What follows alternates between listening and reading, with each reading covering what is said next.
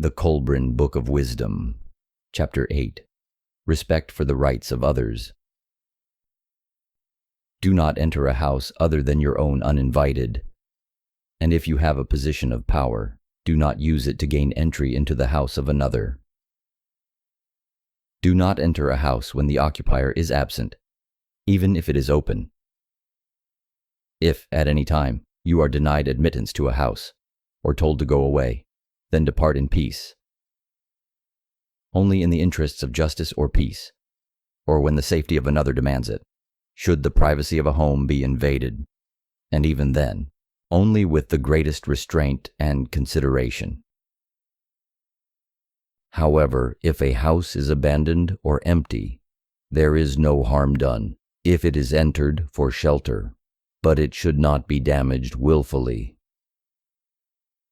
Nothing established by the hand of man should be damaged, unless it causes harm or inconvenience, which outweighs its usefulness.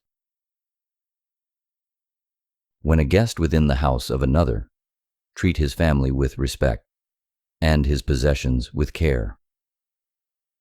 If you damage anything belonging to him, make proper and full restitution. When in the house of a friend, under no circumstances touch a woman of his family improperly, or show disrespect for her modesty by word or gesture. Note the way a man conducts himself in his own home, for this reveals not only his own character, but also the character of his womenfolk. If a man greets you with courtesy, then answer him in the same manner, for surliness displays a weakness of character. If a man in difficulty seeks your aid, cheerfully grant him whatever assistance you can. If advice or information is yours to give, do not withhold it when requested, but never press advice upon another. Respect the rights and dignity of the poor, for they may have little else.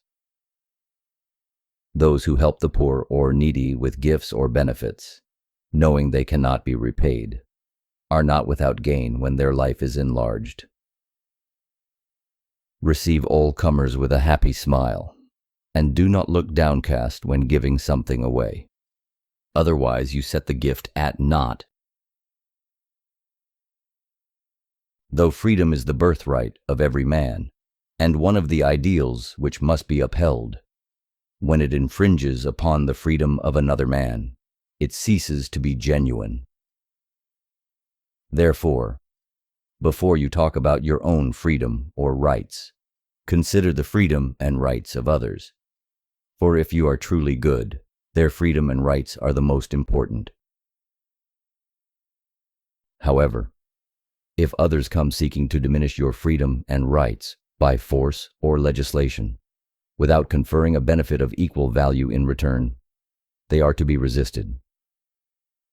But bear in mind that true freedom is another of the sublime qualities, unattainable on earth, where, though man may aspire to it, and must, it is restricted by earthly conditions, requiring service, duty, and obligation. To be truly free, man must rise above his mortality and become divine. To attain true freedom, he must travel a road of many toll gates, and at each payment is demanded from his own supply of freedom's gold. Freedom, like perfection, goodness, and justice, is an end man must strive for, but he must also realize that its attainment lies beyond the realm of mortal limitations. Like the other divine qualities here on earth, it is best understood by contrast. Duty, obligation, and service are the three inescapable elements of life. On the road to divinity, they are the three burdens which have to be carried every step of the way. They cannot, of course, be without purpose, and so are also the great stimulants, without which man cannot be sustained in his ascent. Take them away, and man slides backwards towards the low ground of the brute beasts, which have no awareness of them.